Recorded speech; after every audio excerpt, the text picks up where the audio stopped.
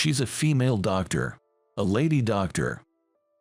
If female nurses are the angels in white, then are female doctors, perhaps, goddesses in white. She seems to be around my age, 35, or maybe a bit older. Not bad looking at all. No, far from bad, she had features that were rather appealing to men. However, when I addressed her as doctor, there seems to be no problem at all, she said, without even a hint of a smile, expressionless, scanning through the X-ray and MRI images displayed on the monitor in a rather brusque manner. Using an ambulance. Doctor, the ambulance was called by the other party. Jess, take care. She seemed more like a goddess in black than in white. My name is David. I had to go to the city hall that day, so I took the afternoon off from work. On my way back from the city hall, I encountered an elementary school boy playing ball around the area, and he ran into the street chasing the ball. There happened to be a large, thick tree, creating a blind spot for the cars on the street. The traffic wasn't too heavy. The cars on the road were driving fast. I stopped and watched the flow of cars and the boy. This is bad, dangerous, he's going to get hit. I reflexively ran to stop the boy. The sound of a car's sudden braking was heard. Almost simultaneously, I lifted the boy up. Ouch! The hood of the abruptly stopped car hit around my waist. The man driving the car rushed to me in panic. I said I was fine as it was just a slight hit, but the man, completely flustered, called an ambulance. And thus, I was transported to this hospital by an ambulance for the first time in my life. There were no visible injuries, but I underwent X-ray and MRI examinations. While waiting for the results, the boy whom I had shielded was brought to the hospital by his mother. The boy must have been scolded severely by his mother. With a face about to cry, he apologized to me repeatedly, asking if I was hurt. I'm fine. I'm indestructible, but remember, never run onto the road again. Understand, the action I took in the spur of the moment prevented a major accident, and I'm being thanked for it. With that thought, the pain in my waist where the cars had grazed felt like nothing, and I was in high spirits. Then a young female nurse who came to call me for the examination results said to the boy, "You're lucky, saved by a handsome man," and gave me a smiling face. Truly an angel in white. It seemed like there were countless twinkling stars around her smile. Right after that, came that goddess in black. There were absolutely no twinkling stars, and it seemed like she had thick, dark storm clouds on her back as she treated me coldly. David, about this weekend? Not again. I told you I'm good. I declined an invitation from my junior at work, who is obsessed with events for singles. About 6 months ago, this junior asked me to join him as he didn't want to go alone, and I went to an event for singles just once. I wasn't interested to begin with, and indeed, I didn't meet anyone special. It wasn't fun at all. I, too, think it's about time to settle down since I'm getting older. But I would prefer a more natural encounter. Indeed, I yearned for meeting someone, but I had no desire to attend another event for singles. Besides, at this time, I had someone on my mind. The female doctor who was cold to me. Her aloofness only piqued my interest more. I couldn't help but dwell on it. Well, I don't think it's likely, but in the case of a traffic accident, symptoms like whiplash sometimes appear later, so if that happens, make sure to get checked out at some orthopedic clinic. I remembered her words as I touched the part of my waist where the cars had grazed. It was still a bit painful. All right, it's not completely healed. In that case, why not go and get it checked? Time is of the essence. The next day, I went to see her for a consultation. "Oh, the one from the other day, are you not feeling well?" the amiable nurse addressed me. I managed a wry smile and asked her the important question. is the doctor who's been seeing me married. If you're talking about Dr. Emma, she's single. Why do you ask? I did a silent fist pump and said I was just curious since a female orthopedic surgeon is rare. I was sweating, hoping she didn't see through my ulterior motive. Just then, my name, David, was called. When I entered the consultation room, she was checking my medical record on the computer. What brings you here? My waist is still hurting from the accident. She looked at the record again. It shouldn't be a big deal. She casually suggested another checkup if I was still worried. I hesitated, and she remarked, "Is this your first traffic accident? Some patients overreact, especially the timid ones." She was half smirking, a bit condescending. I got a little annoyed. But it still hurts. I can prescribe some painkillers. She stared at me as she said this. It really isn't a big deal. If you don't believe me, why not get a second opinion from another hospital? I had no choice but to back off. That weekend, I was at my regular bar, having a drink with the bar owner. I wonder if female doctors usually marry other doctors. The bar owner stopped chopping and looked puzzled. I continued, partly talking to myself. They earn more, are smarter, and have strong personalities and high pride. They're out of reach for an average office worker like me. As I muttered, the bar owner asked, "So, you want to date a female doctor?" "No, not at all. It's just a general opinion. Just a general opinion." As I responded, I realized my mind was full of thoughts about her. She doesn't give me the time of day, treating me with nothing but coldness. But the colder I'm treated, the more the fire within me burns. Am I the type of guy who likes such treatment? As I'm pondering this, my phone starts ringing. It's a picture message from my junior who loves matchmaking parties. He sent me photos he took at a matchmaking party he attended that day. Seeing how desperate he was to get married made me feel pitiful, realizing I'm not that different. After seeing the photos he sent, suddenly the idea of drinking alone at the bar seemed less appealing. It had just gone past 7 in the evening, but I paid the bill and headed home. Then, just as I left the bar, a woman's high-pitched voice called out to me. I looked in the direction of the voice and saw a young girl smiling at me.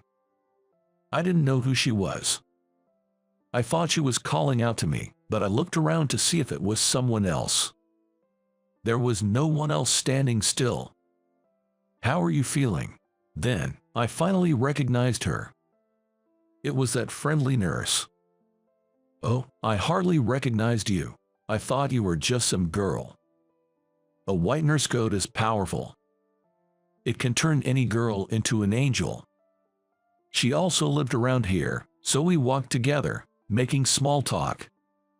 "By the way, is Dr. Emma always like that?" I brought her up. "Dr. Emma, like what?" "Just between us. She seems kind of aloof and hard to approach." To her surprise, I was the first patient to describe her that way. Not only is she an excellent doctor, but she's also friendly and popular among the patients. I listened while nodding, but I just couldn't accept it. "Well, I'm going this way." I watched the angel without a white uniform walking away. So she's only cold to me. Could it be she's playing hard to get? My thought process was unusually optimistic. The pain in my back disappeared before I finished the painkillers she prescribed, and there was no new symptom. So, I lost the chance to visit her clinic. However, I noticed the chain on my seldom-used bike, parked at the apartment complex, had wristed. I decided to ride it for a test and pedaled for the first time in a while. The chain made some noise, but there were no serious issues. The bigger problem was the flat tires. And the brakes wasn't working well, so I decided to take it to a bike shop. I rode the bike. I reached an intersection. The light was changing from green to yellow. The bike shop was just across the intersection. I was too lazy to stop, so I pedaled into the intersection. And I collided with a turning vehicle perfectly. Thanks to the other car's abrupt braking, it didn't end up in a major incident. I scraped my arm when I fell, but it was just a minor bleed. The leg I band wasn't in much pain either. The female driver who got out of the car went pale and offered to call an ambulance. But I was the one who rode recklessly, and it's just a scrape, so I refused. Afterward, we called the police and dealt with the accident. I didn't get home until the evening. I shouldn't have been riding a bicycle. I should have left the rusty chain as it was. Regret was all that came to my mind. Maybe because of that, I had no appetite and felt down. My mind was foggy, probably exhausted from the police inquiry and stuff. The leg that got hit started throbbing in pain. So, I decided to go to bed early and promptly got in bed. The next morning, I woke up when a sharp pain ran through my leg as I rolled over. I felt nauseous and out of sorts. The symptoms, like whiplash, might appear later in case of a traffic accident. Her voice echoed in my mind. Is this it? Is this what she meant? I have no choice but to go to the hospital. So, I called in sick to work and went to her clinic. How can I help you today? When I staggered into the consultation room, she, who was looking at her computer, hurriedly stood up and supported me. Then, she gently led me to the examination bed. I was riding a bicycle yesterday and got hit by a car. I explained the situation and how the pain in my leg worsened this morning and that I felt nauseous. Let's get you tested right away. Her voice was filled with a kindness that wrapped around one's heart, unlike any I had heard before. Her usual cold demeanor had done a complete 180. Could it be that I'm seriously injured, need major surgery, or have after effects? On her advice, I was admitted to the hospital immediately. I asked my colleague, who loved events for singles, to bring the minimum necessary belongings from my home. Then, she appeared in the hospital room to inform me of the X-ray and MRI results. I had a mild concussion and bruises all over. The concussion is very mild. A neurosurgeon has confirmed there's nothing to worry about. There were bruises other than on your leg, but there's no abnormality in any bones. You're lucky. All my worries about surgery and after effects were unfounded. With this in mind, I asked, "Really?" Then she said, "Really," and gave me a kind smile. Seeing her face, my heart rate soared. She was most concerned about the severely bruised and swollen right leg. If the pain is too much and walking alone is difficult, she suggested staying in the hospital for about a week to observe the progress. Of course, I followed her advice. Is the female doctor who just left your assigned doctor, David? When she left the hospital room, my company's junior asked. When I responded yes, my colleague crossed his arms and fell into thought. When I asked what's wrong, he said, "I feel like I've met her somewhere before." My injury was healing well, and I was told I could be discharged as planned. There was no need for any special rehab, but I had to visit the hospital once a month for the time being. On the day of discharge, while I was packing my belongings in my room, she came to see me. "You're being discharged today. Congratulations. Thank you for everything." As I bowed my head, she, seeming a bit shy, greeted me with a subtle smile. I was deeply moved by this, and I couldn't help but blurt out, "Actually, at first, I thought this wasn't going to work." "What do you mean by not going to work?" "What wasn't going to work?" She looked at me with surprise. "I mean, the compatibility with you. Why did you think we wouldn't get along? Can you tell me why?" I talked while scratching my head, feeling awkward. When I was first brought in by the ambulance, her attitude seemed cold. According to a female nurse I talked to later, apparently, I was one of the very few people she treated like that. I see. She stopped mid-sentence and looked around the room. Then, leaning close to my ear, she whispered softly, "I have a break coming up soon, so once you're ready, maybe we could meet in the courtyard." Well, okay. I looked at her suspiciously, and she implied she had something to say that she didn't want the other patients to hear. "So, it's not good here. Let's continue our talk there, okay? What is this conversation going to be about?" Hope and anxiety were swirling inside me. After completing the discharge procedures, I went to the courtyard where she was waiting during her break. As I approached her on the bench, she opened her mouth with a bitter smile. "I'm the one who's not good. Mixing personal feelings when examining patients." Personal feelings. When I asked back, she nodded and explained. Even though I had gotten into a car accident protecting a child and was injured, I joked about being indestructible because I had only minor injuries, and that had angered her. Hearing this, I felt like I understood. Doctors are dealing with patients brought in by ambulances with all they have. Her being angry at me for being lighthearted was just the other side of that. I reflected on my behavior. I felt bad and remained silent. Then, she suddenly changed her tone and said jokingly, mocking herself, "And this is a bit embarrassing, but when you kept calling me doctor, doctor, I realized." Realized what? Don't you remember that matchmaking party? My mind was filled with question marks.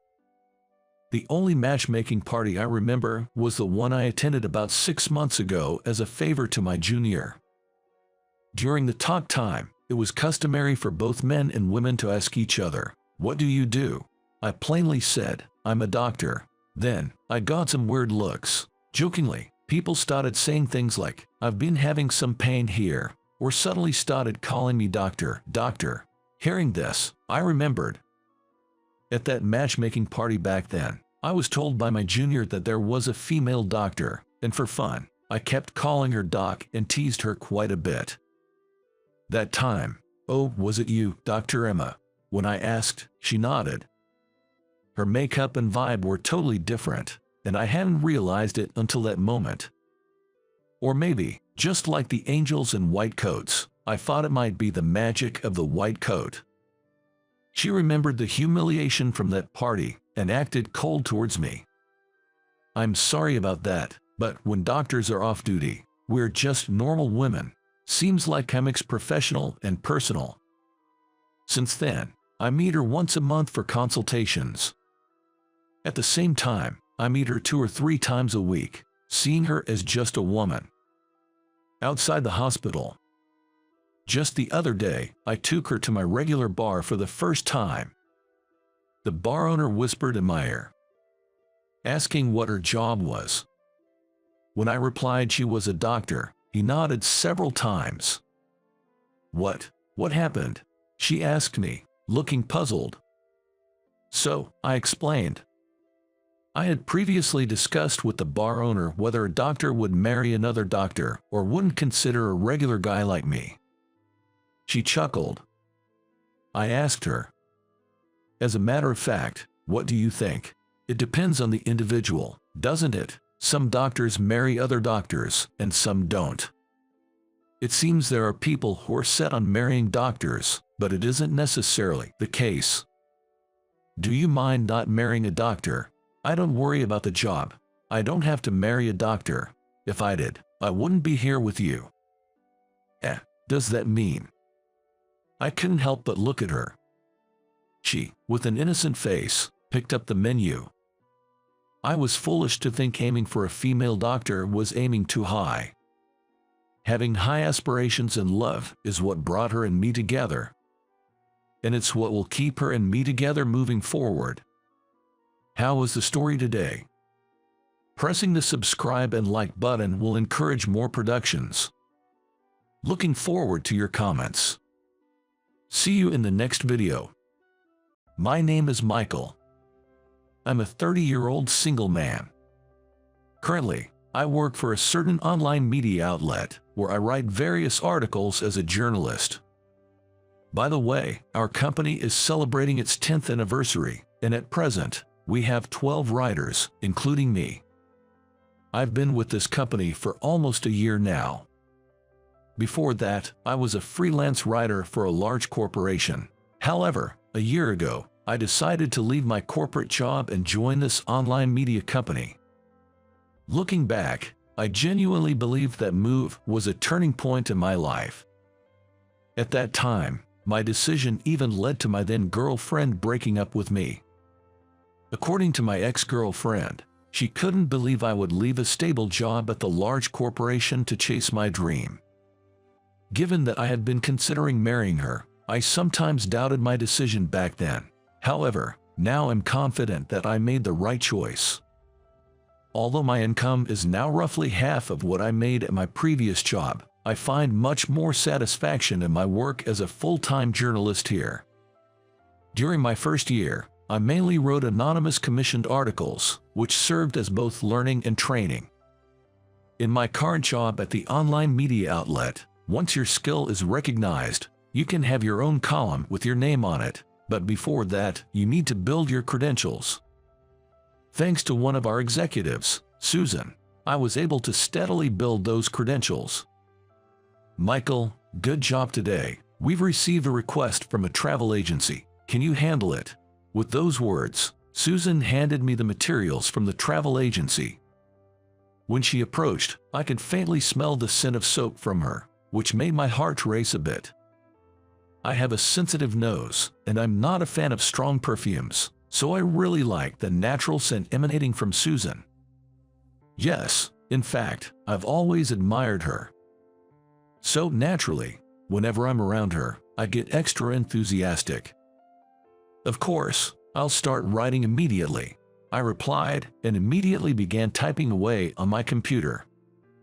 Susan is 33, 3 years older than me, and she was involved in the startup of our company. From what I've heard, our female CEO was Susan's senior in college. The CEO had recognized Susan's exceptional computer skills and scouted her to be an executive when establishing the online media. The CEO's intuition was spot on, as, in its 10th year, our online media now has over 1 million readers and is popular among internet users. Nowadays, we get regular requests from major corporations, and the company's prospects look brighter than ever. When I first joined the company, I was feeling down after my breakup, but upon meeting Susan, I was immediately captivated by her charm. Susan boasts a model-like figure and is a sophisticated beauty. With her small face, smooth fair skin, and short black hair, she stood out in the office, especially with her vibrant makeup. Moreover, she is an extremely capable woman. She found suitable tasks for our company from the vast information online and consistently secured contracts for us. I also believe that my commissioned articles were recognized because she assigned jobs that suited me. In fact, all the writers in the company often say that it's because of Susan's leadership that we can work efficiently and effectively. Thanks to her sense of design and computer skills, our online media has such a user-friendly and attractive design, which has garnered so many fans. I truly respect Susan and can't help but admire her as an amazing woman. But realistically speaking, there's no way a regular employee like me could be a suitable match for an executive like her. If I were to show even a hint of interest, it would create an awkward atmosphere, making it difficult for me to continue working there. Susan herself is known to always maintain a professional demeanor without showing any vulnerabilities. In the office, she rarely talks about her private life. Even if there's a get-together, she doesn't drink and never joins for the after-party. Rumor has it that a few years ago, a male colleague stalked her. Even though she showed clear signs of disinterest, the guy was so persistent. His behavior escalated to the point where the company couldn't ignore it any longer, leading to his dismissal. Since he was an excellent worker, Susan apparently felt responsible for the outcome. After that incident, she has been very cautious in her interactions with male colleagues. Approaching her aggressively would only cause significant inconvenience. That's why I've always wanted to maintain our professional relationship of boss and subordinate. She's out of my league, always out of reach. But I always comforted myself by saying that just being by her side was enough. However, one day, my relationship with Susan began to change drastically. Suddenly, I was called into the CEO's office. Wondering what was going on, I headed to his office with a racing heart. The CEO greeted me with a big smile. "Michael, it's almost been a year since you became our exclusive writer. You've improved a lot, and I think it's time for you to have your own column. Both Susan and I have high expectations for you." I was ecstatic hearing the CEO's words. I had always wanted to make a name for myself, and now the chance had finally come.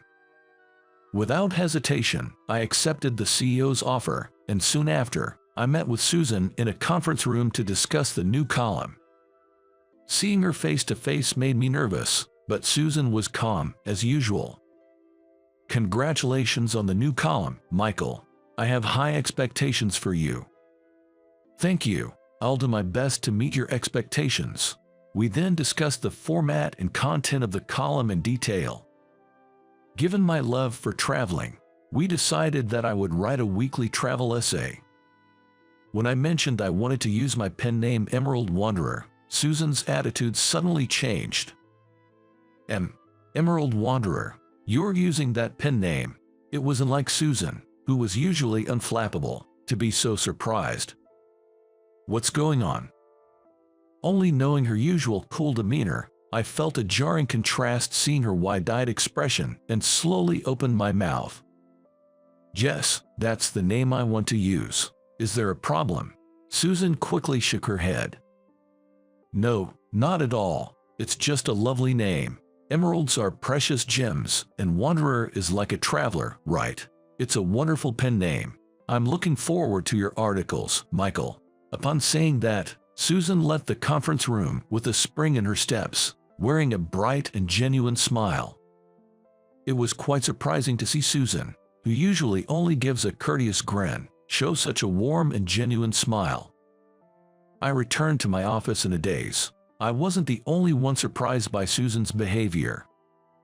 My colleagues were also talking about it, saying things like, "I've never seen Susan in such a good mood before." I love Susan's usual cool demeanor, but seeing her smile like that truly warms my heart. For her sake, I'm gonna put my all into writing great articles.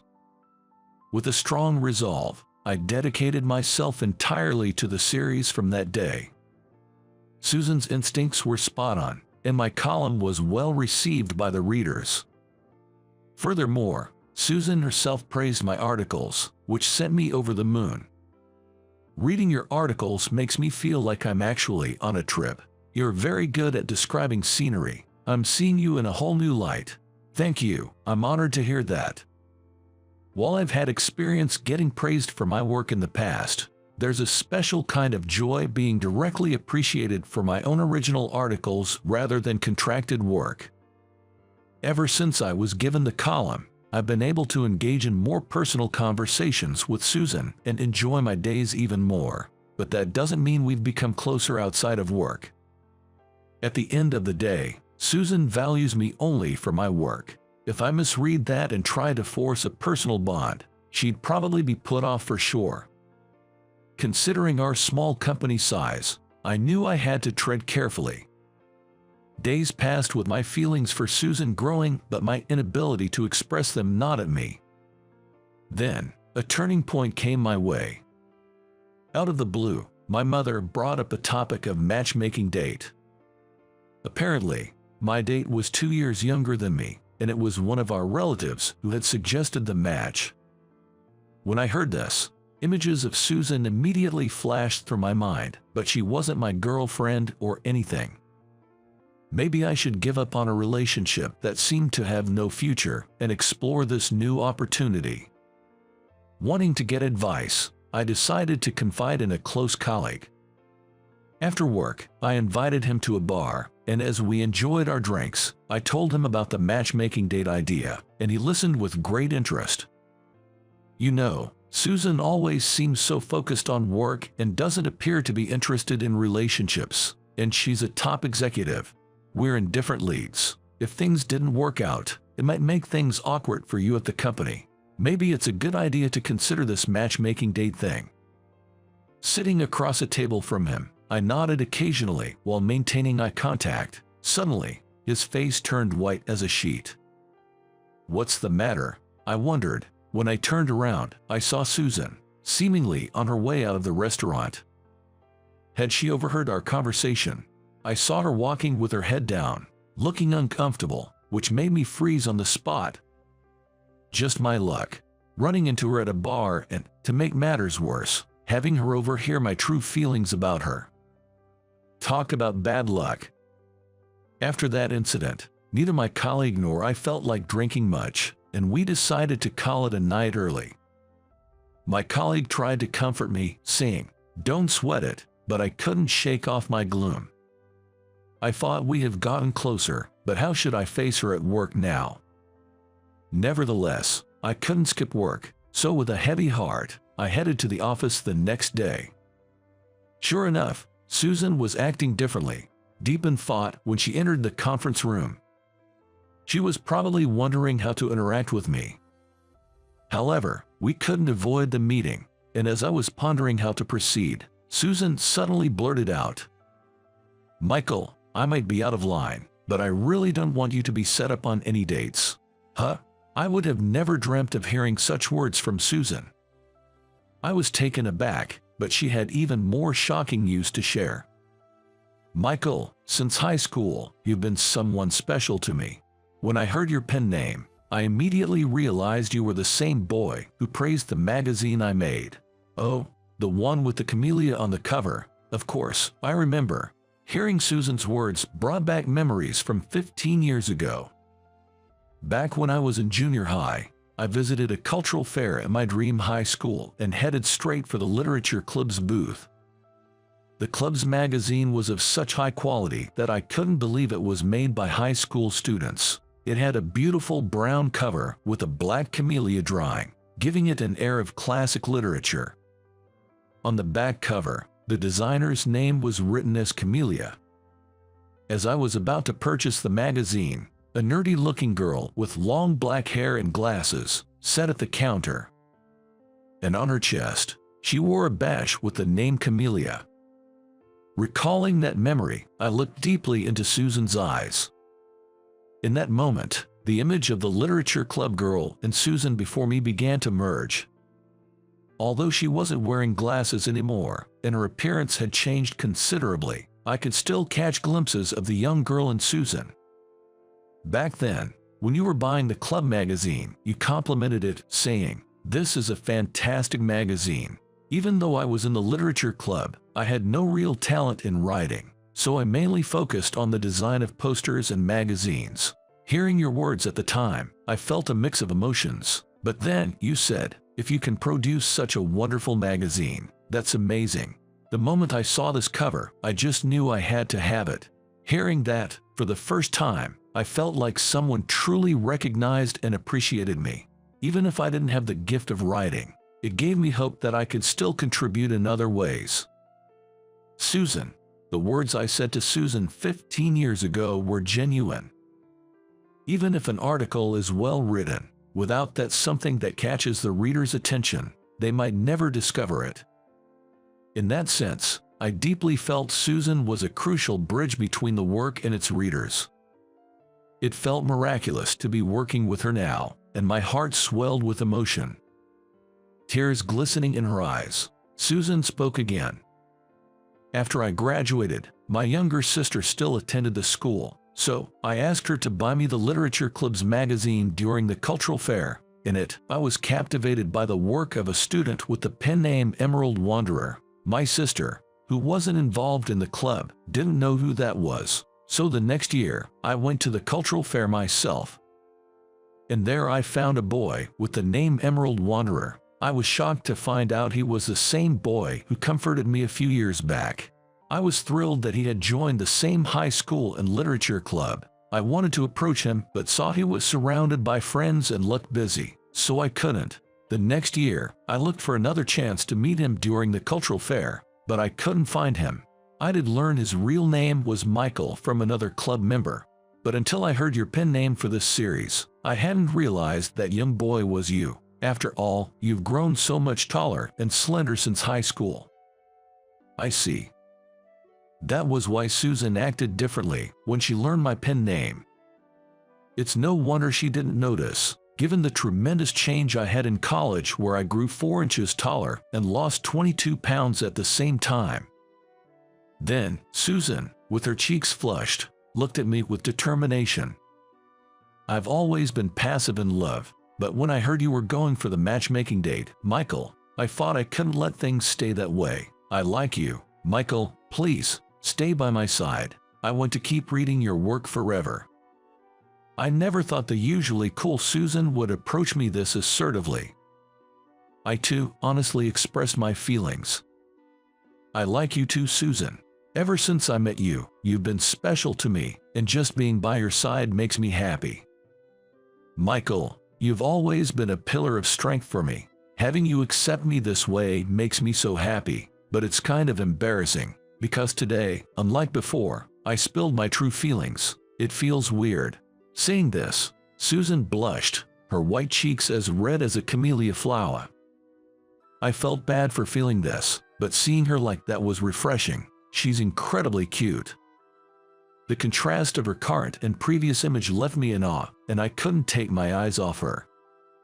From then on, Susan and I officially started dating. Thanks to her, my column was going really well, and my pay had also increased. 3 years has passed after I started working at the company. Now that I finally sorted my work and life, I decided to propose to Susan. Seeing the camellia-inspired design of the engagement ring I chose, Susan laughed amusedly. What a unique design. Where do you find it? Yeah. When I saw a magazine featuring a camellia design, I thought it was such a beautiful flower. It left me with an unforgettable impression, and I've always wanted to immortalize it. Susan has always been and still is the woman I look up to, and there are still many times when I feel I can't match up to her. In a way, she'll always be out of my league. But that's why I cherish her even more and want to become a man worthy of her. I channel that desire into motivation for my writing.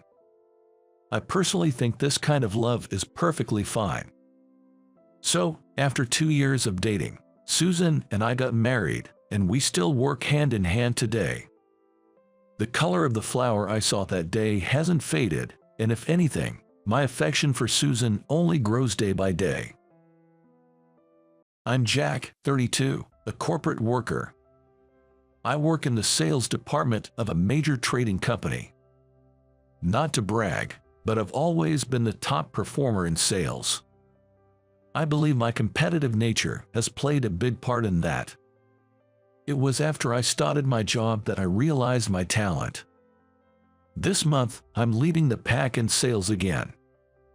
I let out a sigh of relief seeing everything going as planned and closed my computer screen. The same routine every day. For me, that's the best reward. I just can't find enjoyment in major changes to my daily routine. I think only laid-back folks can do that. I feel sorry for those who say I need some excitement. They don't appreciate the value of everyday life. But then, someone who shook up my routine appeared last spring. In April, the person transferred to our department was a younger female boss named Lucy. Her title was Assistant Sales Manager, which made her my immediate superior. It's not like I hold a grudge against her, but I've always struggled with women in general. There's a reason for this. My mom left my dad and me behind and ran away from home. Please don't get me wrong, it's not like my dad had a drinking problem or was violent or anything. On the contrary, he was often sick. And it was my mom who took care of him. Whether she got tired of caring for him, I don't know. When I came home as a middle schooler, she'd left a note and was gone. "Take care of your dad for me." That was all that was written in the letter from my mom, and I remember being stunned by it. More than sadness or loneliness, anger towards my mom welled up inside me, and I struggled to keep it down. Dad never blamed Mom for leaving and just accepted it as if it were the most natural thing in the world. And so, it was just the two of us, me and my dad, starting our life together. Dad couldn't work and relied on public assistance. From high school, I started working part-time jobs, dedicating myself to supporting our household and my dad. There was no time for me to enjoy a typical youth. Never wanting pity from anyone, I became adept at putting on a brave face, no matter what happened. I must have been a tough kid, I guess. Sadly, after a prolonged illness, Dad passed away 2 years ago. When I was freed from caring for my dad, I was at a loss for what to do next. I felt as if my worth had vanished. I immersed myself more in my work, probably due to the loss of my dad. "You're always top in sales, Jack." I believe the first time Lucy, who has been assigned in April, spoke to me was around this time. It felt like she was making small talk, and to be honest, it felt tedious. I put in the effort, that's all. I didn't mean to be modest, but most people accept that response. Of course, otherwise, achieving such results would be impossible. In front of the sales performance posted on the whiteboard, Lucy said that and nodded in agreement. Every time she nods, I catch a whiff of the sweet perfume she's wearing. "Let's do our best this week too." She gave a light pat on my shoulder and headed back to her desk. There was a silver ring on her left ring finger. I was slightly taken aback when I found out she was married. She's younger than me, and well, she doesn't give off that married vibe. Not so domestic, I just felt like that. I found out the reason for this purely by chance. Every office has its share of gossip mongers, and ours was no exception, with many relishing in the rumors during their breaks. Today, one of the clerks was proudly sharing some juicy news she had overheard in the break room, and I just happened to overhear it. According to the office clerk, it seems that Lucy's husband passed away due to illness the year before last. This means she is a widow now. I heard it all happen so fast, from the time the illness was discovered to his passing. Hearing that, I stepped away from the break room. It was a bit surprising to think that someone as cheerful as Lucy had such a past. But then, another thought crossed my mind. Why didn't she leave her husband, I wondered. Was it because his decline was so rapid, from treatment to demise? I believe that if her husband had struggled for a long time and had not died, Lucy would have left him. I know it's a biased thought, but this is something I know from my experience, and I believe it's the truth. What's wrong? Your coffee is going to get cold. Lost in these thoughts, I completely forgot to sip my coffee. By the time Lucy, who was next to me, pointed it out, I hurriedly took a sip, but it was already lukewarm. "I'm sorry, I was spacing out a bit." Apologizing for being lost in thought during work, Lucy looked at me puzzled. Then the next moment, she smiled brightly. "Don't be silly. Everyone needs a break. No need to apologize." Her smile seemed dazzling to me. It was a wonder how she could smile like a sunflower blooming in summer. I awkwardly smiled back, but it probably looked like a ventriloquist's dummy smiling. Don't force a smile. Save those smiles for the customers. After she jokingly said that, I covered my mouth with one hand. Feeling as if everything was being seen through, I felt restless and uncomfortable. "I'm sorry. I'm not good at smiling." Unintentionally, my true feelings slipped out. I had never said such a thing to anyone before. I was surprised at myself for revealing my true feelings to Lucy. "Oh, is that so? For me, I find it hard to cry." Lucy gently brushed aside my true feelings and said so. It felt as if we were exchanging our vulnerabilities. Maybe she was trying to be fair since she had inadvertently heard my weakness. In all things, Lucy was always like this. She treats everyone equally, lends a listening ear, gives encouragement, and brightens the atmosphere in our department by bringing everyone together. Lucy's reputation has soared not just within our team but across the whole department. By the time seeing her smile every morning had become the highlight of my day, something unbelievable happened to me. At the end of the month, I was left standing before the posted sales results. For the first time, I was in second place in sales performance. I couldn't hide my dismay, wondering if there had been some kind of mistake. The one who surpassed me and jumped to the top was a junior who had been hovering around the middle of the pack until last month. I have noticed they'd been putting in the effort after receiving advice from Lucy recently, but I never, not in a million years, thought they would surpass my sales performance. As I heard the cheers of my junior behind me, I kept telling myself to stay calm. Losing my composure was not an option. I must keep a straight face, so as not to be pitied. The nails of my tightly clenched fist were digging into my palm. The one who gently wrapped around that fist was Lucy's slender finger. A fleeting moment as she passed by. Her fingertips seemed to soothe me, as if to say, "It's okay." Involuntarily, I looked up. Without looking back at me, Lucy walked straight toward my junior and congratulated him. The touch of her fingers lingered on my fist. It felt as if her feelings were flowing into me through her fingertips, a strange sensation. The tension of my clenched fist gradually eased. I could feel my strained emotions lightening. "I won't lose next month." I conveyed my genuine feelings to my junior. The words came out naturally, probably thanks to Lucy. Lucy looked at me and smiled brightly. It was her usual radiant smile like a sunflower. After work that day, we finally had Lucy's welcome party within our team. The team's party planner had booked a stylish Spanish restaurant. Our team always had high attendance at these parties, thanks to his efforts to find various interesting places for every gathering. This time too, almost everyone was attending. We enjoyed exotic dishes and delicious wine. Under normal circumstances, I'd probably enjoy myself more, but I was a bit different tonight.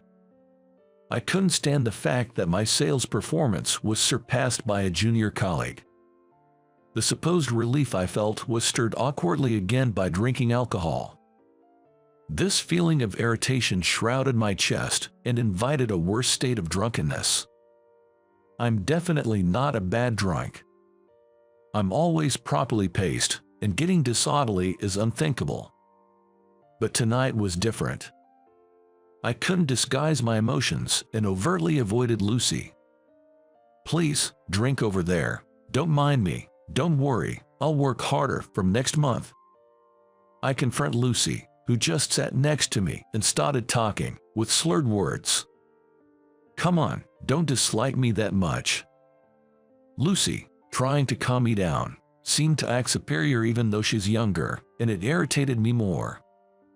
"How did you even get promoted? There's no way you can get promoted while taking care of a sick husband, can you?" My mouth wouldn't stop in my drunken state. I know I'm in trouble in my head, but harsh words just keep spilling out of my mouth. "Oh, you seem to know a lot. I'm a more capable woman than you think, Jack." Lucy brushes off my sarcasm with a complacent attitude. Even that attitude started to anger me. "Jack, you struggle with women, don't you?" she said with a mischievous grin, making my heart race, and I unintentionally get lost for words. "See, bullseye, spot on, right. That's why whatever you say, Jack, it's fine by me." Taking a sip of red wine, Lucy said it with a straight face. This is her true feeling. It's like she thinks she knows everything about me. What do you know about me, being younger and all? I find myself getting defensive. The room's atmosphere suddenly turns icy. It seems my voice was louder than I thought. I do know, too bad. You don't like me, do you, Jack? Sticking out her tongue in a teasing manner, Lucy seems to provoke me. I, irritated, unintentionally stood up from my chair. Lucy looks up at me with challenging eyes. I never said such a thing. I can tell even if you don't say it. She pouts her lips. Somehow, she seems a bit sullen. After a few similar exchanges, I was the one who lost my cool first. I'd drained the wine I had in my hand in one go and leaned towards Lucy, shouting, "That's what I'm saying. I like you." In that moment, Lucy, with wide open eyes, looked up at me. Being able to surprise her, I felt satisfied. In the next moment, I blacked out. The next day, I woke up in my room with a hangover, holding my aching head. I was so embarrassed about making a fool of myself at the party that I wished the ground would swallow me up. Alone, I tossed and turned in bed. "Huh, you're awake. Huh?" What I heard from the kitchen was Lucy's voice, and I was so startled it felt like my heart might jump out of my mouth. "Jack, you passed out after that. Tom and I brought you back. We missed the last train, so we had to impose." Approaching with a bottle of mineral water in one hand, Lucy looked somewhat refreshing without makeup. "I'm so sorry." While accepting the bottle of mineral water, I apologized for my disgraceful behavior last night. Lucy smiled warmly and said, "It's all right." "Oh, but I also have something to apologize for." "What is it?" Lucy, looking a bit guilty, clasps her hands together toward me. What on earth could she have done to me? If it's about what happened at the party, I really don't remember anything. I fought to turn it off as it was left on, but then a DVD started playing. I saw cute Jack. She sticks out her tongue and says, "I'm sorry." I, startled, glanced toward the TV. On the table in front of the TV, an old DVD case was carelessly left. Recalling what was being watched, I feel embarrassed. Knowing that Lucy saw such a thing, I really wish I could just find a hole and hide in it. "You saw it, huh? Feel free to laugh. A grown man doing something like that." I uttered such words in despair.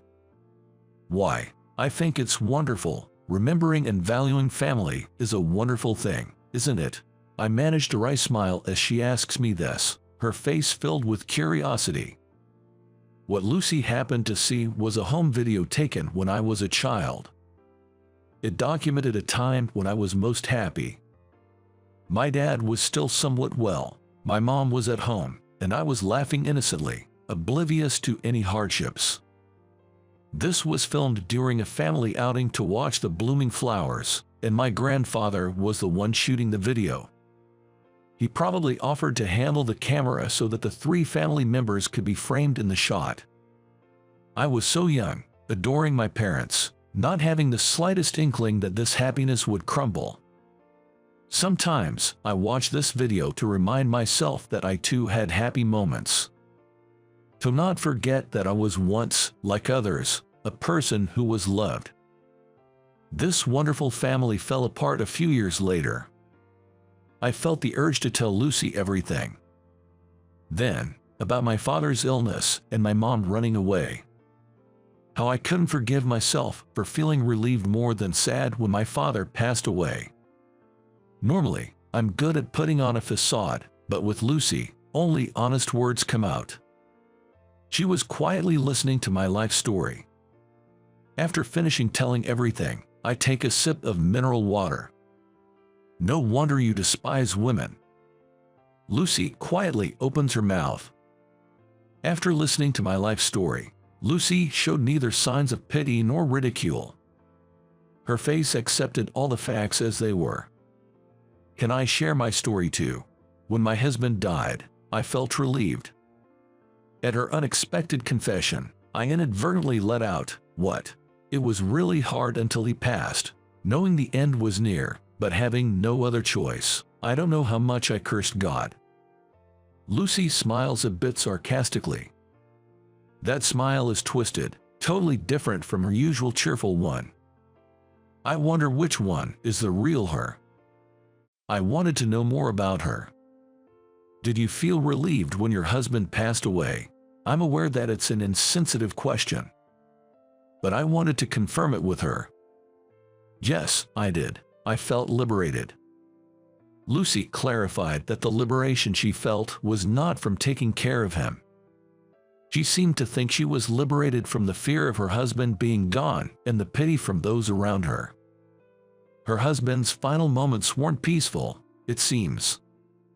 He suffered in pain until the end, crying out his desire to live. Lucy described his last moments as hellish.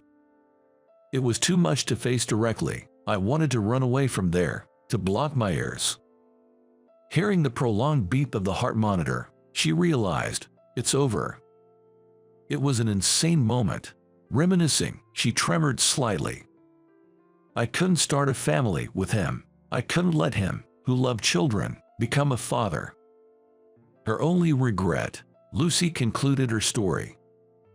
I felt as if I had learned a secret hidden within her. Maybe she didn't ridicule me because she had experienced significant loss. Loss teaches you things, something Lucy knows firsthand. I wanted to say something comforting, but no words came to my mind. See you on Monday, then. Lucy left after saying this. After she left, I got out of bed to check the kitchen and found a pot of easy-to-digest vegetable soup. On the table was a note, "Heat it up and eat." The refrigerator was stocked with sports drinks.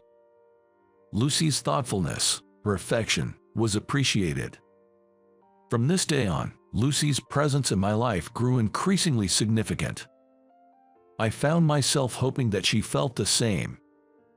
However, when I went to work on Monday, her attitude was no different than usual. I was taken aback, thinking we had a special connection, sharing secrets no one else knew. Boss and subordinate. Nothing more, nothing less. Such a relationship continued until the next spring. It was almost a year since Lucy was transferred. When spring comes and the cherry blossoms are in full bloom, I feel lighthearted every year. Perhaps my body remembers the joyful times. Sunday was the anniversary of my father's passing, so I went to visit his grave. I cleaned it neatly and offered fresh flowers. I lit candle and a cigarette, his favorite, together. I remember my father sneaking cigarettes, despite doctor's warnings. He would laugh while smoking in his sick bed, saying, "This is the one thing I can't give up." Thinking back, he might have been a strange father. I wonder what kind of life he would have led if he hadn't been sick. I watched the smoke from the candle and cigarette rise into the air, imagining his life. Usually, I would feel more depressed visiting this grave, but not this time. The lake inside my heart was still. I felt very flat, quiet, and calm. I think it was the first time I prayed with such feelings. I realized something is changing within me. My obsession with being the top in sales has relaxed, fluctuating between first and third place. I'm no longer disturbed by it. I'm even surprised at myself for being able to sincerely rejoice at my junior's growth and colleagues' efforts. She has undoubtedly changed me. Lucy's presence has changed me. I haven't told her, but I'm truly grateful to her from the bottom of my heart. Later, that confession video shown to me by a colleague at a drinking party is now a funny story. "Huh, Jack? No way. Don't you think this is too much of a coincidence?" Suddenly, a voice called out, and when I turned around, there was Lucy. She is holding flowers for the offering. "Huck, Lucy, is your family's grave here too?" Lucy shared that it's her husband's monthly Memorial Day. Somehow, I find myself helping out with the cleaning. Lucy carefully polishes the tombstone, offers candle and a lit cigarette, just like I do. My dad was the same. Cigarettes. As I mention this, Lucy smiles and says, "Really? Such selfish people, really?" Despite being sick, as she lights up her second cigarette. They can smoke all they want in the afterlife. Laughing freely, Lucy looks up at the smoke rising to the sky and murmurs something to that effect. Her profile looks so bright and cheerful. Perhaps Lucy has also managed to sort out her feelings. Jack, ready to head back, fancy a walk together. Returning the ladle and bucket to the fountain in the precincts, Lucy invites me for a walk. It's a beautiful day. A walk sounds nice. Hearing my response, Lucy guided me to a park near a temple, known for its beautiful cherry blossoms. The fully bloomed cherry blossoms were visible even from afar. There were many people enjoying the cherry blossoms, and with stalls set up, it had a festive atmosphere. I narrowed my eyes at the familiar place, feeling a sense of nostalgia. "You remembered?" I mumbled inadvertently. I would never forget. I decided that day that we would come here together when the flowers bloomed. Lucy says while looking at the cherry blossoms. While slowly walking among the blossoms, I steal glances at her profile. Seemingly noticing my gaze, our eyes suddenly met, causing me to involuntarily stop in my tracks. I can't stand it anymore. I hate waiting. Suddenly, she puffed out her cheeks and stamped her foot. Faced with her childlike behavior, I found myself feeling flustered. What upset her? I'm sorry. I apologize just in case, and the words of apology just spill out. Seeing me like this, Lucy puffs her cheeks again. "Really, you are hopeless." "Can I accept that confession? You did say you liked me at the bar, right?" At the sudden confession, I inadvertently nod in agreement. "I don't want to be your lover. I want to be your family, Jack. I want you to be a part of my family," Lucy says with a serious expression. I think, ideally, I, as the man, should have said it first. I feel really bad for not having the courage. I bet Lucy had decided to confess to me in this park during the cherry blossom season. "Are you sure about me? I'm not a good guy. I want you. You cherish your wonderful family. That's why I want you, Jack." She hugged me tightly like a child. Her body was soft and slim, and I could smell her usual perfume. "I'm sorry. Let me say it too. Please be my family, Lucy." At my words, Lucy tightened her arms around me. This must be her way of responding. We both carry a great sense of loss. Knowing this, I think we can cherish each other. "I'll cherish you for a lifetime." I said it with all my feelings. I'm sure there's no one else in the world to whom I would dedicate these words besides her. How did you find today's story? Hitting the subscribe and like button will motivate me to create more. I'm also looking forward to reading your comments. See you in the next video. Every night, I strain my ears to hear her voice. A faint and secretive voice from the other side of the wall. I'm intrigued by that voice from the thin wall every evening. What kind of secrets is she hiding? Ah, look, I can hear it faintly again tonight. I press my ear against the wall to listen to her secretive voice. My name is Chris, and I'm turning 28 this year. I work for an IT startup. I chose this company because I was impressed by the CEO, who founded it. He started the company when he was in college.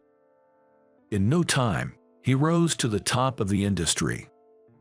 Of course, he's good at his job, but I think his charismatic nature is what really draws people in. I would say that he is a people person. When the CEO convinces you of something, it's hard to resist. I looked up to him. Someday, I wanted to start my own company, just like him, and rule from the top. That was my goal. I've been working hard, and people inside the company think pretty highly of me. Even outside, a few folks recognize my name. I'm always grateful because I feel the CEO favors and supports me. Then one day, the CEO personally called me in. I thought he had a new job for me, so I kept my spirits up before entering his office. After knocking, I heard his voice saying, "Come in." With a large window behind him, the CEO sat looking confident. I thought, man, he really does look cool. "Chris, I have a job for you," he began without any preamble. "If it's something I can do, I'll give it my all," I replied. The CEO seemed pleased with my response. Of course, he probably never expected me to answer any differently. "I think everything's going just as he predicted. I want you to get married." I was taken aback by the CEO's words. For a moment, I couldn't comprehend what he just said. It's a fake marriage, just for a year or so, and of course, you can't get involved with the woman. If you can manage this, I'll give you the position that you want. While I was still in shock, the CEO began to lay out the conditions of the task. I understood that if I maintained this fake marriage for a year, I'd get the position I desired. "It's a task only you can handle. Will you do it?" he said with a solid tone. Didn't expect any refusal. I doubt anyone in the company could stand up to the CEO when he's this determined. "Understood. Who's the woman?" I replied, trying to stay as calm as possible. The CEO then made a call to summon someone. Since it's an internal line, it means the woman is an employee at our company. I had a hunch at this point. There's been talk of a woman rumored to be the CEO's mistress within the company. Of course, the CEO is a married man. I'm just being used as a diversion. "Excuse me." After a polite knock, the person who walked in was just who I had suspected. An accountant named Catherine.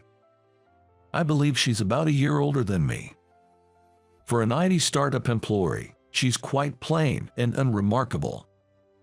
I can only recall having brief, business-related conversations with her. Chris has agreed to everything. "Catherine, you'll marry Chris." At the CEO's words, Catherine quietly nodded. She looked at me, tilted her head slightly, and said, "Pleased to be working with you." I couldn't read anything from that expression. It wasn't emotionless, but I couldn't tell what she was thinking. That's how I ended up as the guy who won the CEO's mistress after a secret office romance. I thought the fake marriage would be just about living together, but we actually got legally married. Couldn't fool the HR department. The CEO provided a new apartment and furnished it entirely for us. It's a marriage with all the bells and whistles. I've decided to keep it a secret from my parents for now. I'll just wing it if they ever find out. It'll be just a year. They probably won't hear about it in my hometown out of state. The CEO's order was to divorce after about 6 months to a year. Probably when his wife's suspicions clear up. It's a fake marriage, so we have separate rooms. No intimacy allowed. Just like roommates. We didn't have a wedding ceremony, just took photos. She looked surprisingly beautiful in her white dress, which was a shock.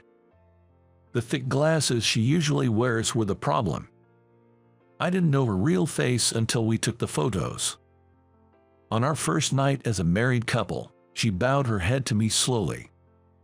"I'm truly sorry for all the trouble because of John's whims. Please bear with it for a while." John is the CEO. His full name is Jonathan.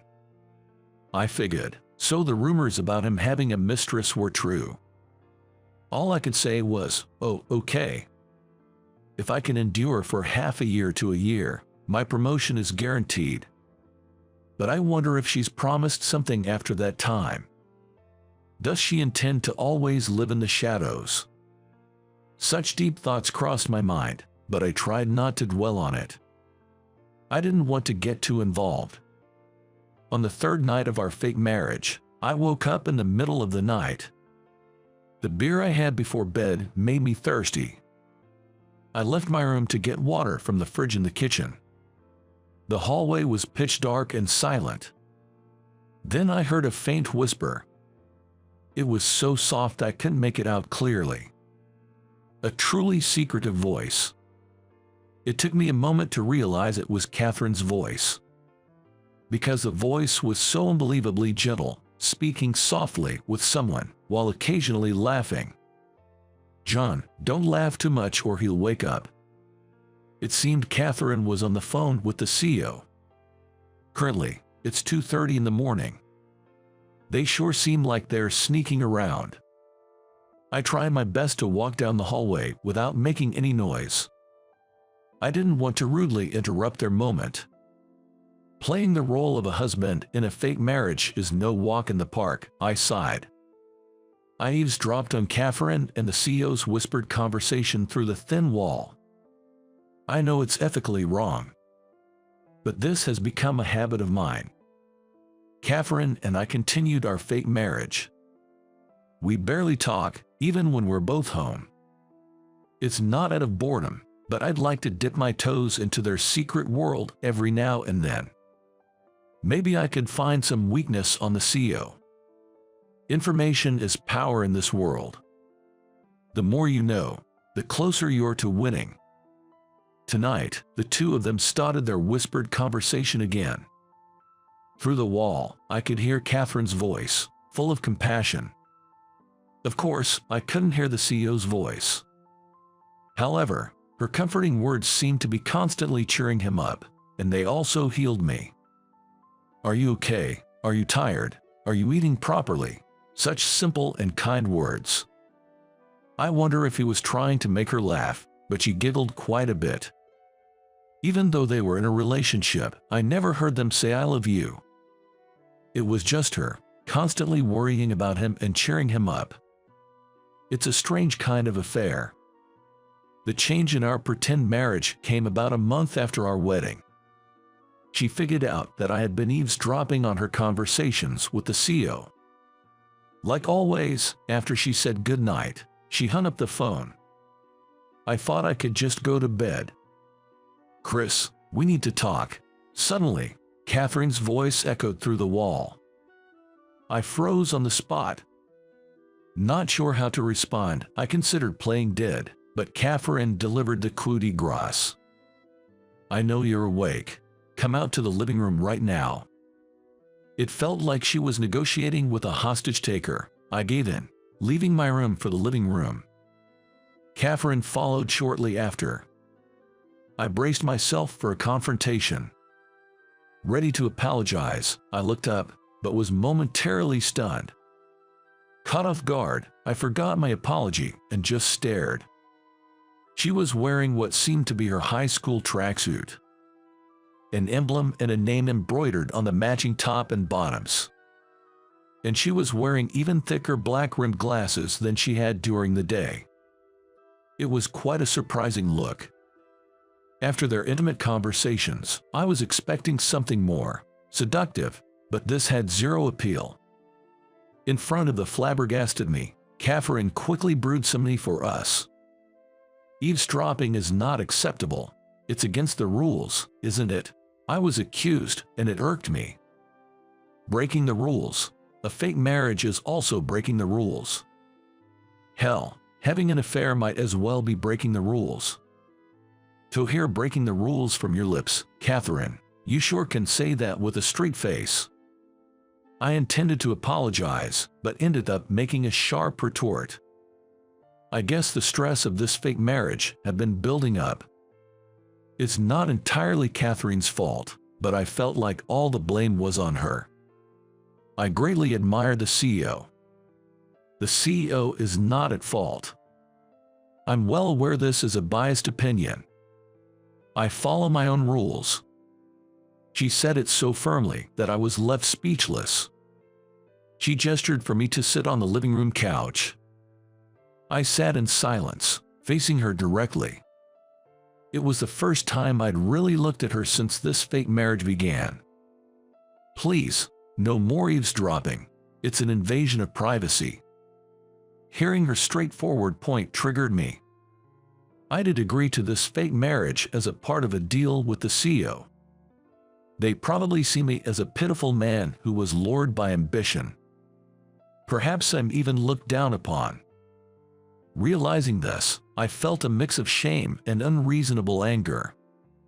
I wanted to unleash all of my anger onto Catherine, who sat in front of me with a composed look. My clenched fists trembled with rage. "Don't you have anything to say?" Her matter-of-fact tone made my restraint fly out the window. "What? Who do you think you are, acting all high and mighty while being the CEO's mistress? Without this fake marriage, you wouldn't even have a place here." I stood up abruptly, but she calmly looked up at me, lifting her chin just a bit. There was no emotion on her face. It seemed my words didn't get to her at all. "You probably laugh behind my back, thinking I'm a lowlife for accepting such a ridiculous deal for my own advancement, right? Pathetic." Ranting on, I was practically full with rage. This fake marriage made me despise myself for the first time. I feel like such a fool. Indeed, all the words that I lashed out at Catherine were what I wanted to hurl at myself. "You should be proud of yourself, Chris. You accepted the dirty job based on your beliefs. There's nothing to be ashamed of," she said, looking me straight in the eyes. From her tone and sincere expression, I could tell she wasn't just trying to console me with empty words. Her words deflated my anger instantly, and I was taken aback. "Chris, you're a man of conviction." Feeling weak in the knees, I sat back on the couch. How did she know exactly what I needed to hear? "I'm sorry. I took out my frustrations on you. When I think about it, Catherine is also a victim of the CEO's ego." Seeing her serious face, I began to calm down. "You've heard the rumors about me and the CEO, haven't you? It seems his wife found out about them." Catherine explained everything step by step. I hadn't heard any details from the CEO. She took the initiative to talk to me, thinking it would be stressful for me in such a situation. It seems the CEO had Catherine and me enter into a fake marriage to deceive his wife. If we went as far as getting married, suspicions would naturally be cleared. It's apparently a matter of patience until his wife lets her guard down. "Can I ask you just one thing, if I can answer it?" I posed a question that had been on my mind for a long time. "Are you the CEO's mistress?" There are indeed rumors in the company that the two of them are in a romantic relationship. But that's based on minor things, like seeing them walking closely together or meeting privately. There's no concrete proof of a romantic relationship. I wanted to clear this up. Catherine looked slightly troubled by my question. She seemed to be pondering the best way to answer. Opening her mouth, then closing it again, she hesitated. "How can I put this to make it clear to you? I'm not sure if I'd call it a romantic relationship. However, I do feel that the CEO looks out for me." I felt there wasn't a trace of deceit in her carefully chosen words. I realized she responded sincerely to my question. "I see. Thank you for sharing. Here's a suggestion from me. Since it's a fake marriage, why don't we try to enjoy it a bit?" "What?" Catherine looked genuinely surprised by my proposal. I've never seen her with such a shocked expression. She looked adorable, like a surprised squirrel.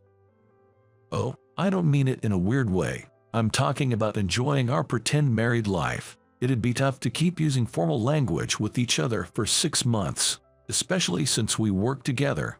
Being distant might come off as odd, don't you think?" Catherine listened to my pitch with a tilted head. Then, with a chuckle, she extended her right hand. "Well, let's make the best of it, shall we, husband?" When I shook her hand, it was small, and it gave me a slight thrill. Ever since that night where we had an honest conversation, the distance between Catherine and I has been rapidly shrinking. We commute together, and I eat the lunch she prepares for me. When one of us has to work late, we let each other know. Whoever has more free time handles the chores. Living together, you get to see sides of her you wouldn't have known at the office. Like how she burns her tongue easily or hates mushrooms. Or how she's not the best at folding laundry. Or how she dreams of adopting a kitten from a rescue center. I love watching her laugh out loud at comedy shows by my side. But that's where my exclusive time with her ends. Late at night, she gets calls from the CEO. Whenever the phone rings, she retreats to her room for a private conversation with him. I feel completely left out. Every day, the nights feel lonelier, and it bothers me. The CEO remains unchanged. He treats both me and her the same way as before. I was getting a bit irritated by his attitude. Did he really trust her, or did he not think for a moment that she could fall for me? By the time half a year had passed, I realized I was in love with Catherine. But in her heart, there was only room for the CEO. I was fully aware of that. Yet, I couldn't let go of that slight hope. I was told that this fake marriage would last between 6 months to a year. I was surprised at myself for wishing this life would go on forever. Time has passed and it was halfway through our fake marriage. Catherine and I had a rhythm going, understanding each other's likes and dislikes, much like a real couple. On weekends, she joined me in my passion for outdoor activities, even trying camping for the first time. Now, she's eager to try solo camping. Lately, we've spent every weekend shopping at outdoor stores. For me, I've become a fan of the tea she brews after meals. She looks so dignified and beautiful, gracefully preparing her tea. When I expressed a desire to learn the art of tea making, she introduced me to a class, and now we attend together. After our tea class, we always grab some burgers together. She gets as excited as a child when I take her to a new tasty spot. I wish this happy life would continue forever. Just when I started to wish from the bottom of my heart, something happened. At my office desk, I was occupied with loads of work. Today, I had plans to dine out with her. There's no way I could work late. That's when I spotted her, sneaking between the desks. In her hand, she held an envelope and a list. Probably collecting money for some occasion. Whenever there's something to celebrate or mourn at the office, Catherine, being in accounting, collects the funds. It was a familiar sight. "I'm sorry for interrupting your work. I'm here to collect some money." She stood next to my desk.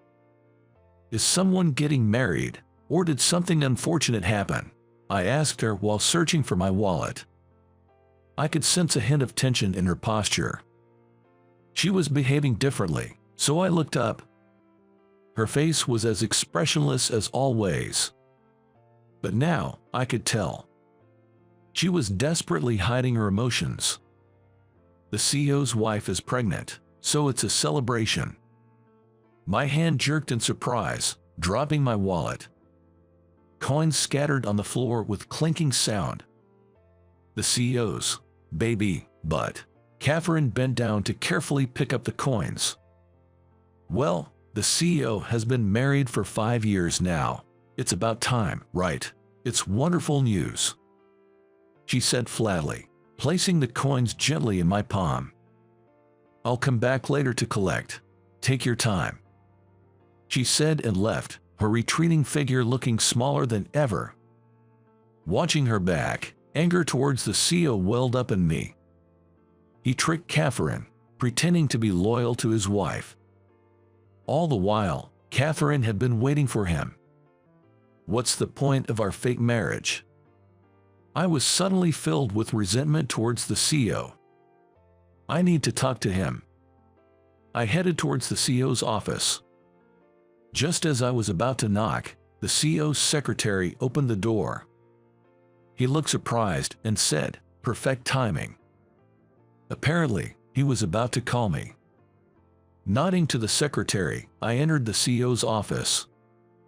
The CEO seemed just as I remembered him. Recognizing me, he gestured for me to come closer. "You've worked hard till now. I've arranged the position you wanted. The fake marriage is over," he said. Then, he handed me something.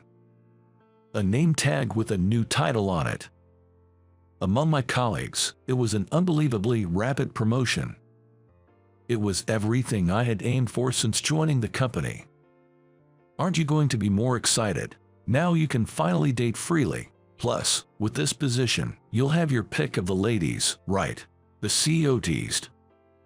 However, his eyes aren't laughing. "You're no longer needed. I'll be taking Catherine back." Anger surged as the words left the CEO's mouth. Catherine isn't an object. The way the CEO casually mentioned taking her back infuriated me. Isn't she free to live her life? Do you plan on keeping her trapped and making her suffer forever? It was the first time I'd ever stood up to the CEO. But I felt that I had to say something. Pretty noble words coming from a guy who faked a marriage for a position. The CEO laughed sarcastically, looking at me with disdain. I might have been intimidated before, but not now. I took a deep breath, steadying myself. I don't need this position, because I have no intention of divorcing her. She's already my wife. Staring down the CEO, I blurted out my words. The CEO frowned in displeasure. "Who do you think you are? You think you earned this position by yourself, and that you can have Catherine too? Get over yourself." The CEO yelled at me. The usually composed CEO was yelling. "If you won't divorce, you are fired. Can you really give up the position you wanted so desperately? You've always been so ambitious." The CEO and I locked eyes, tension filling the room. Then, without a knock, the door to the CEO's office swung open. "John, don't my feelings matter to you?" It was Catherine. Her face wasn't its usual expressionless self. Her face crumpled, tears shimmering in her eyes. "Catherine, could it be you too?" The CEO's voice hardened at Catherine's expression. "I won't divorce. I no longer need your protection, John. You have a duty to make your wife happy." With that, she turned and gave me a smile. I was taken aback and speechless. It was the first time I heard her true feelings. Chris respects my freedom. He teaches me new things and tries to share the same view as me. I don't want to wait anymore for what's to be given. The CEO, after hearing her words, slumped into his chair and holding his head. "What did I do wrong? You said you wanted me to wait, so I did without laying a hand on you. I even proposed a fake marriage to protect you. What did I do wrong? Are you abandoning me too?" She seemed to chew on the CEO's groaning words. "John, you have to realize, I'm just a convenient little sister figure for you, right? It's also hard for me to continue deceiving you with kind gestures." The CEO looked up at her, his eyes resembling those of a forsaken child. She wore a compassionate smile. "I will become Chris's wife, a real wife, through sickness and old age, always together." She smiled, and I nodded strongly. Our hands clenched tightly, hers responding with a gentle squeeze. "Thank you for everything, CEO." I bowed to the man I'd always admired. "Both of you, get out. Don't show your faces again. Leave the apartment as soon as possible." Energetically, we replied, "Sure." As we exited his office, we heard the CEO's muffled cries from behind the door. Catherine and I then resigned together and quickly moved out of the apartment.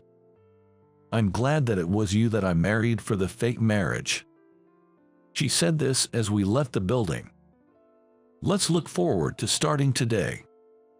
"The pleasure is all mine, my sweetie," she whispered into my ear, making me jump. I blushed, covering my ears, and Catherine burst into laughter. It seems Catherine always had the upper hand. I had a feeling I'd be under her thumb, but I thought it would be fun as long as I'm with her. I may have lost the career success I'd dreamed of, but I gained something much more precious. I believe I'm the real winner in life. I will make you happy, no matter what, I told her earnestly. She laughed and said, I'm counting on it.